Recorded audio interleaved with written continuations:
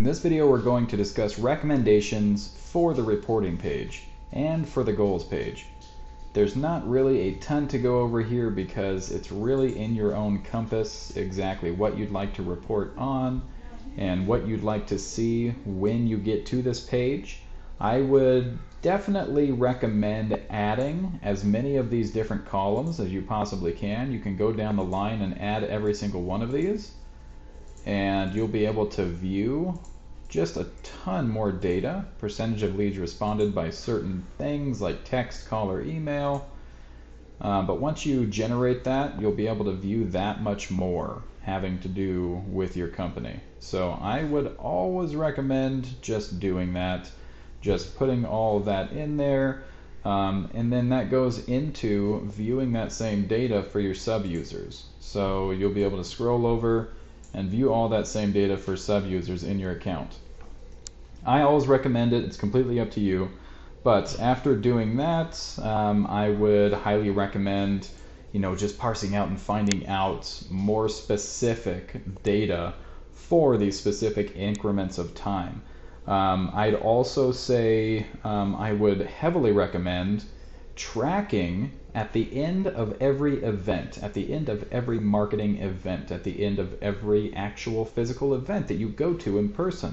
How many calls were made? How many texts incoming? How many of these leads that we picked up via business card or via opt-ins through this hand-filled out card? How many of those people responded by text, responded by email? How many of those people were responsive whatsoever?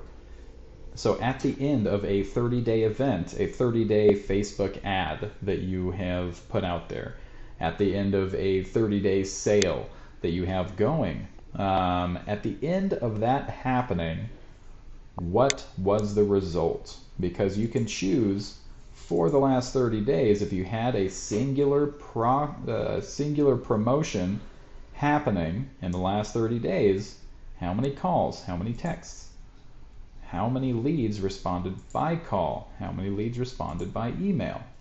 You want to make sure you're going in and viewing all that data at the very end of that event.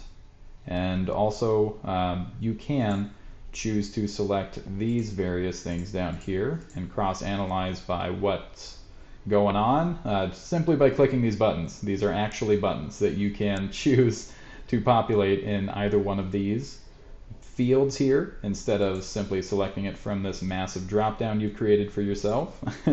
Completely up to you how you do this. But yeah, I'd say that's about it for the business reports. As for goals, the only real thing I would recommend doing when it comes to these goals is create goals for each one of your users and put it on an annual basis. So create it for this year and then create it for next year, and do the same thing for teams and for your entire company. In doing so, you will have the closest look at what yourself, at what your sub-users or employees, and at what your entire company is doing as a whole. So just a few tips just to keep in mind.